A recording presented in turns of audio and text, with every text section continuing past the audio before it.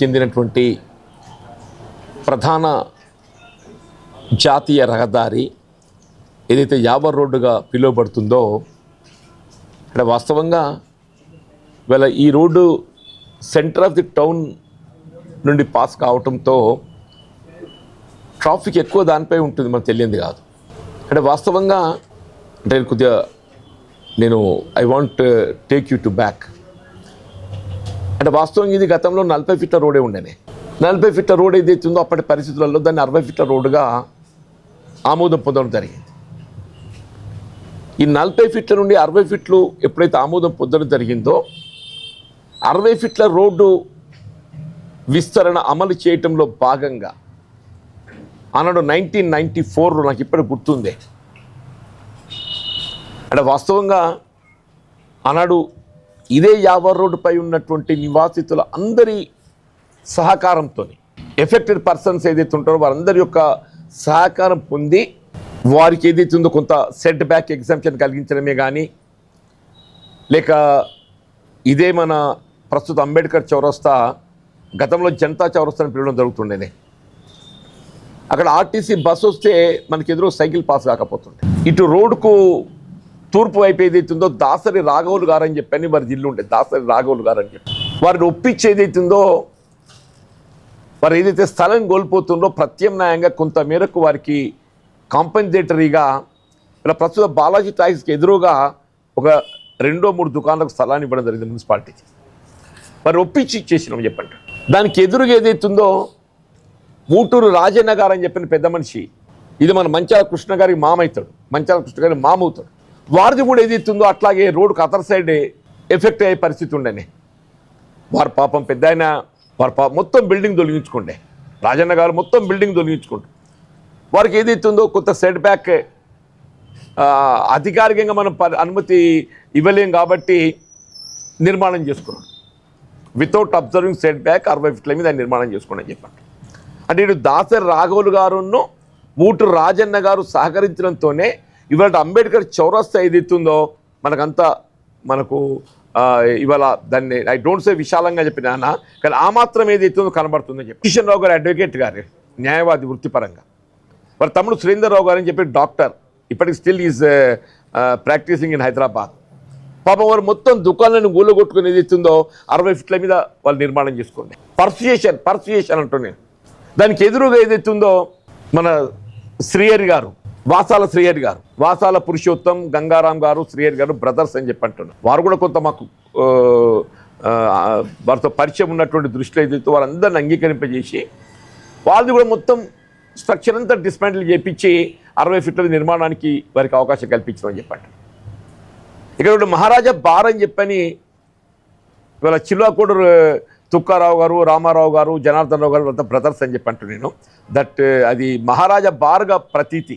అంటే ఇప్పుడు మన పిల్లలు ఎవరు కూడా దాన్ని డేసే అది మహారాజ్ బార్గా ప్రతీతి అని చెప్పి అంటుంది. So without expecting any compensation దాదాపు ఒక గుంట పైగా స్థలాన్ని వదులుకొని లోపల కాపాడు జరిపించండి. రాజకిషన్ గారు అడ్వకేట్ గారు కానీ వారి బ్రదర్స్ కానీ ఈ మహారాజా బార్ సంబంధించే కానీ దానికి ఎదురుగా ఏదైతుందో టాకా అని చెప్పంటారు DCMSకి సంబంధించి ఓనర్స్ ఏదైతుందో ఈ అర్పపల్లి గ్రామానికి చెందినటువంటి కొడిపల్లి ఇక్కడ మహేష్ ఉంటాడు కదనే, మహేశ్వర్ రెడ్డి వాళ్ళ పాలు లాగ్నెట్స్ వాళ్ళందరూ పాలు ఉంటారు. నొప్పించి దాన్ని ఇంకా జరిపించినామని చెప్పండి. అంటే నేను ఏమంటున్నా ఇవాళ పరస్పర కొంత మనకు ఆమోదం లభించిన కాడ సులువుగా చేయగలిగినాం. ఒకటి ఏదైతుందో ఈ కూనపల్లి రామచంద్రన్ గారు అని ఏదైతుందో ఆయన ఈ పరస్పర అంగీకారానికి సహకరించకపోవడంతో ఆయన కోర్టు పోవడంతో అది లిటిగేషన్ ఎరుకొని ఇప్పటికి కూడా అట్లా ఉందని చెప్పంటారు. లిటిగేషన్ ఎరుకొని ఎక్సెప్ట్ దట్ 60 ఫీట్ దాదాపు ఇక్కడికి అక్కడ చూపించామని చెప్పి అప్పుడున్న పరిస్థితులు అని చెప్పంటారు. సరే అందరం ఏంటంటే ఇవాళ ఉన్న పరిస్థితి లోపల అది మరింత టైట్ అయిపోయింది.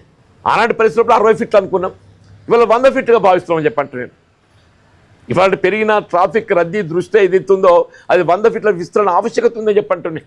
వీళ్ళు మీకు తెలియదు కాదు, ఇలా 2009 ప్రాంతంలో ఏదైతుందో మళ్ళీ నేను మరికొంత విస్తరణకు ప్రయత్నం చేద్దామని ప్రయత్నం చేస్తుంటే సరే అందరూ కోర్టును ఆశ్రయించడం, న్యాయస్థానం ఏదైతుందో మధ్యంతర ఉత్తర్వులు జారీ చేయడంతో మనం దాన్ని మరింత విస్తరణ ముందు పోలేకపోయినాం. సంభవం ఇప్పటికి కూడా లిటిగేషన్స్ అట్లే కోర్టులో ఉన్నాయి, ఇప్పటికి కూడా చెప్పంటున్నాయి. అప్పుడు నేను ఇక నాకున్నటువంటి ఒక ఆలోచన అవగాహనతో, నాకున్నటువంటి ఒక అవకాశంతో చెప్పంటున్నాను. బికాజ్ ఫార్చునేట్లీ అదృష్టం నారాయణ ఆర్మీ మంత్రి కావడంతో ఏదైతుందో వీళ్ళ కెనాల్ మీదకి వెళ్ళి బైపాస్ రోడ్ ఏర్పాటు చేసి వీళ్ళ ఒక 25% ఆఫ్ మినిమం ట్రాఫిక్ ఏదైతుందో నీ 50 రోడ్ ట్రాఫిక్ బైపాస్ రోడ్డుకు తరలింపజేసినామని చెప్పండి. Minimum at least 25%, I don't say much, కనీసం ఒక 25% ట్రాఫిక్ ఏదైతుందో బైపాస్ రోడ్డుకు విస్తరింపజేసామని చెప్పి. దరూర్ నుండి ఏదైతుందో ఎక్స్టర్నల్ బైపాస్ రోడ్ మనకి ఎక్కడైతే without any acquisition road formation చేయగలిగే అవకాశం ఎక్కడెక్కడ కనబడ్డదో నేను వేయగలిగినని చెప్పంటాను. ఇదంతా ఏదైతుందో జగిత్యాల పట్టణం మీద ఉండే ఒక ట్రాఫిక్ రద్దీని ఎదుర్కోవడానికి కొరకు ఏదైతుందో ఈ కొన్ని చేయడం జరిగింది. సరే, మారిన రాజకీయ సమీకరణలు, తెలంగాణ రాష్ట్రం ఏర్పాటు. వీళ్ళ తెలంగాణ రాష్ట్రం ఏర్పాటు అంటే వాస్తవంగా సత్వర నిర్ణయాలు. తెలంగాణ రాష్ట్రం ఏర్పాటు అనేది నిర్ణయాలు ఏదైతే సత్వర నిర్ణయాలు. ఉమ్మడి రాష్ట్రంలో ఏదైతుందో పాలకులు మన ప్రాంతం వరకు కాకపోవడంగా కారణం కావచ్చు, లేక నిర్ణయాలు జాప్యం కావడం కావచ్చు. ఇవాళ మన ప్రాంతం ఒక ప్రత్యేక రాష్ట్రంగా రూపుదిద్దుకున్నట్టయితే సత్వరమైన నిర్ణయాలు ఉంటాయి. స్వయం ప్రతిపత్తి గల ప్రాంతంగా మనం ఇది తీర్చిదిద్దబడుతుందని చెప్పని అందరూ కూడా రాజకీయాలకు అతీతంగా ఉద్యమించడం, రాష్ట్రం ఏర్పాటు కావడం జరిగింది. సరే, మొదటి తెలంగాణ రాష్ట్రంలో అప్పుడు మీ అందరి యొక్క అభిమానంతో, జగిత్యాల ప్రాంత ప్రజల అభిమానం అండదండలతో ఏదైతుందో నాకు శాసనసభ్యుడిగా ఎంపిక అయ్యేటువంటి అవకాశం రావటం, అట్లా జగిత్యాల మున్సిపాలిటీ కూడా ఏదైతుందో కాంగ్రెస్ పాలిత మున్సిపాలిటీ వచ్చింది.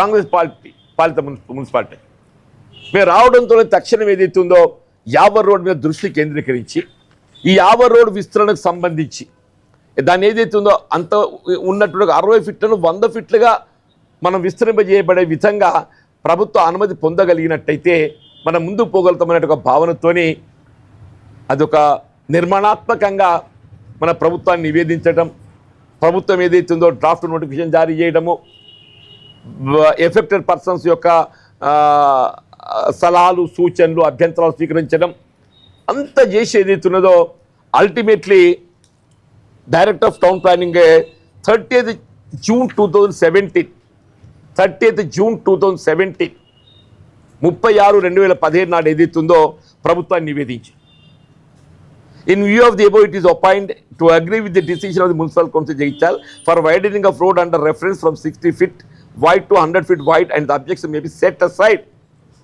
అభ్యంతరాలన్నీ తోసిపుచ్చుతూ the large interest of public అని చెప్పని ultimately this was referred to the government secretary to government municipal administration and urban development 30th June 2017. This is 30th June 2017. అది సంబంధించిన శాఖా మాత్యులు గౌరవ కేటీ రామారావు గారు, మన జిల్లా వాస్తవ్యుడు, ఈ ప్రాంతం పట్ల అవగాహన కలిగి ఉన్నటువంటి ఒక నాయకుడు కాబట్టి ఏదైతుందో వారు అప్పుడు ఒకసారి రివ్యూకి వచ్చింది ఇక్కడికి మున్సిపాలిటీకి. వారు మున్సిపాలిటీ రివ్యూ వచ్చినప్పుడు ఏదైతుందో అప్పుడు శాసనసభ్యుడిగా నేనే కానీ, మున్సిపల్ చైర్పర్సన్గా విజయలక్ష్మి గారే కానీ, తోటి కౌన్సిలర్స్ అందరూ కూడా ఏదైతుందో ఇదే ఆర్డీఓ కార్యాలయంలో వారు రివ్యూ చేస్తే ఇది మేము వారి దృష్టికి తీసుకెళ్ళి ప్రధానమైనటువంటి ఒక సమస్య 50 రోడ్ అనేది ఏదైతుందో కంజెషన్గా మారిపోయింది. ఈ 60 ఫీట్లు ఏదైతుందో మనం 100 ఫీట్లుగా విస్తరింపజేసుకోవడానికి మీరు అనుమతించగలిగినట్టయితే మనకు సులువుగా ఉంటుంది అనే ఒక భావనతోని మేము రామారావు గౌరవ మున్సిపల్ పట్టణ శాఖ మాత్రం కేటీ రామారావు దృష్టి తీసుకెళ్ళడం జరిగింది. వాళ్ళు తప్పకుండా వాడు అష్యూరెన్స్ కూడా ఇచ్చిండు. వారు నేను దీన్ని వెంటనే పరిగణలోకి తీసుకొని నేను సాధ్యమైనంత తొందరలో దీన్ని క్లియర్ చేస్తానని చెప్పి సరే నూకపల్లి హౌసింగ్ బోర్డు శంకుస్థాపన కూడా వారు వచ్చిండ్రు. నూకపల్లి హౌసింగ్ బోర్డు శంకుస్థాపన అప్పుడు కూడా మేము వారి దృష్టికి తీసుకెళ్ళాం. సరే ఇట్లా మీరు లాస్ట్ టైం రివ్యూ చేసినప్పుడు ఏదైతే ఉందో మీ దృష్టికి తీసుకురావడం జరిగింది. ఈ అంశం ఇంకా అట్లే ప్రభుత్వం వద్ద పెండింగ్ ఉన్నది.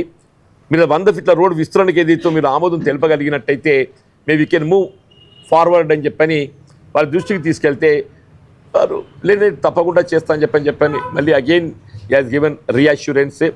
సరే కారణాలు ఏవైనప్పటికీ వీళ్ళ June 2017 నుంచి ఏదైతే ప్రభుత్వాన్ని నివేదించబడి దాదాపు ఆల్మోస్ట్ 18 months పెండింగ్ పెట్టుకొని ఎందుకు ఏ కాంగ్రెస్ పాలిత municipality ప్రతిపాదనతోని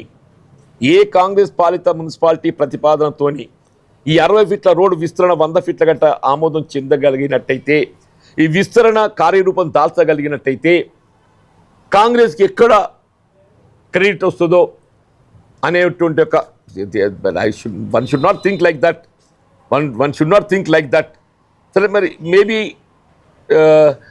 delay in processing files కారణం ఏదైనా కానీ సంవత్సరాల కాలం గడిచినా కానీ ఏదైతుందో ఈ ఫైల్ కదలికలేక అట్లే ఉండిపోయింది. ఆనాడు ఏదైతే నాకున్న అవకాశం ఉందో ఆర్ఎన్బి రోడ్ నేను కొత్తగా బైపాస్ రోడ్ నిర్మాణం చేస్తే ఇవాళ మొత్తం ఊరంతా వెలుగులోకి వచ్చింది నరసింహాపురం చెప్పంటున్నా. దాన్ని రిక్రియేషన్ జోన్ మూర్తి ఇక్కడికి వచ్చిన పబ్లిక్ సెమీ పర్పస్, అక్కడ పోతే మళ్ళీ తిమ్మాపూర్, రఘురాములకోట, తిప్పనపేట ఇవన్నీ ఏదో ఇండస్ట్రియల్ జోన్ అని చెప్పని, ఈ అంబార్ ఇట్లా రకరకాల జోన్లతో ఏదైతుందో మొత్తం పరిసర గ్రామ రైతాంగం అందరినీ కూడా ఆందోళన గురి చేసిండే. పరిసర గ్రామాల రైతాంగాన్ని అందరినీ కూడా ఆందోళన గురి చేసింది. సరే, చివరికి ఏదైతుందో ఇదంతా ఎటో దారి తీసినట్టుందిరా, ఏదో తెలియక ఏదో చేసినట్టు అయిపోయింది అని చెప్పని మేము దీన్ని ఉపసంహరించుకుంటామని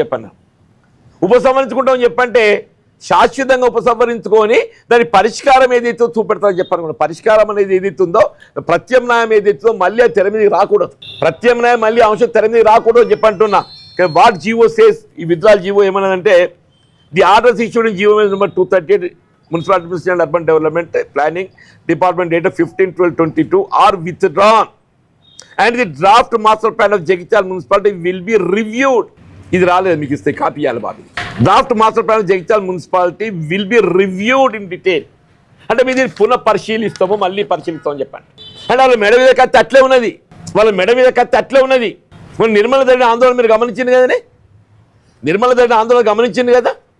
ఈ ఉత్తర్వు తాత్కాలిక ఉపశమనం మాత్రమే, కేవలం తాత్కాలిక ఉపశమనం మాత్రమే అని చెప్పంటున్నా.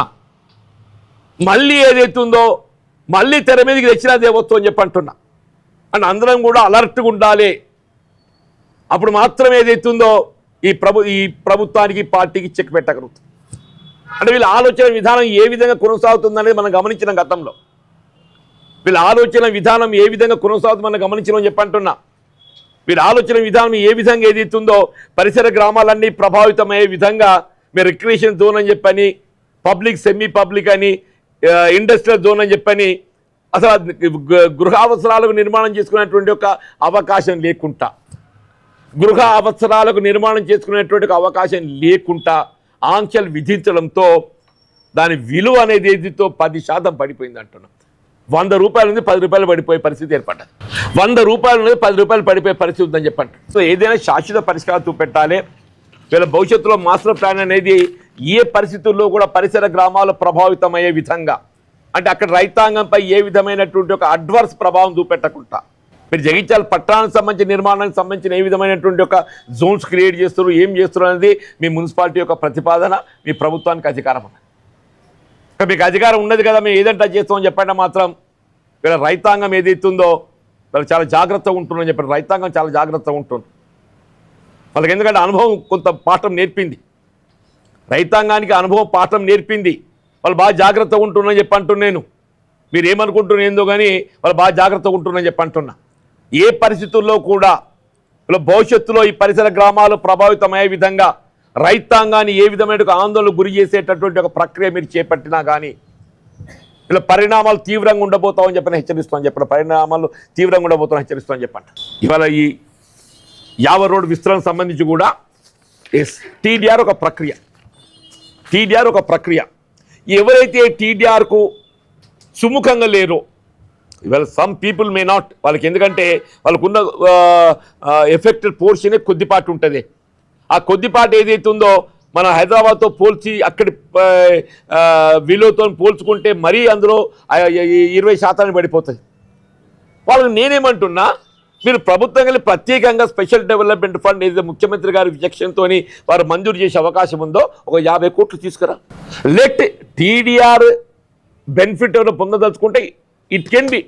నేను I'm not against for it, TDR వ్యతిరేకం లేను అని చెప్పి దయచేసి నేను క్లారిటీ ఇస్తున్నాను. నేను టీడీఆర్తో పాటుగా ఎవరైతే టీడీఆర్ వినియోగానికి సుముఖంగా లేని పరిస్థితులలో ఎవరైతే టీడీఆర్ వినియోగానికి సుముఖంగా లేని పరిస్థితులలో వారు కల్పించాల్సినటువంటి ఒక పరిహారం కల్పించాల్సిన బాధ్యత ఏదైతుందో వీళ్ళ ప్రభుత్వంపై మున్సిపాలిటీపై ఉంటుంది కాబట్టి దానికి సంబంధించి ప్రభుత్వం ప్రత్యేకంగా స్పెషల్ డెవలప్మెంట్ ఫండ్ నుండి నిధులు విడుదల చేసే అవకాశం ఉన్నది. గౌరవ ముఖ్యమంత్రి గారికి ఏదైతుందో ఈ అంశం వారి దృష్టిలో ఉన్నది. గౌరవ పట్టణ అభివృద్ధి శాఖ మంత్రులు గౌరవ కేటీ రామారావు గారి దృష్టిలో జగిత్యాల మున్సిపాలిటీ 50 రోడ్డు విస్తరణ దృష్టిలో ఉన్నది. దానికోసం ఒక ప్రత్యేకంగా నేను 50 కోట్లు సూచిస్తున్నానే. It can be little more or little less. రేపు అంచనా వేస్తే తెలుస్తుంది. అంటే నేను ఆన్ యావరేజ్ చెప్తున్నాను. నేను ఓ 10 ఎక్కువ కావచ్చు, 10 తక్కువ కావచ్చు. ఎంతైనా కానీ దానికి అంచనా ప్రకారం ఉంటుంది. Special deputy collector land acquisition ఉంటుంది దానికి. ఆ స్పెషల్ డిప్యూటీ కలెక్టర్ ఏదైతుందో ఇప్పుడు అడిషనల్ కలెక్టర్ గారు ఎవరుండో తెలియదు, ఎవరి బాధ్యత ఉంటుందో తెలియదు. వారు ఏదైతుందో ఆ యొక్క ఎఫెక్టెడ్ పోర్షన్ ఆస్తి విలువ అంచనా విలువ వేసి చట్ట ప్రకారంగా వాళ్ళు కల్పించాల్సిన ఒక పరిహారాన్ని చేయబడి దొరుకుతుంది. ఓవర్. ఇలా పొద్దు గడిచిపోయింది, అంత అయిపోయినాక ఏదైతుందో 4 రోజులతో నోటిఫికేషన్ వస్తుందా? సరే అత్తే రాని పడు ఎవరు అదృష్టం ఎట్లుంటే అట్లయితుందా? నేను I'm not going in to that. ఇలా ప్రభుత్వం అనేది కంటిన్యూటీ.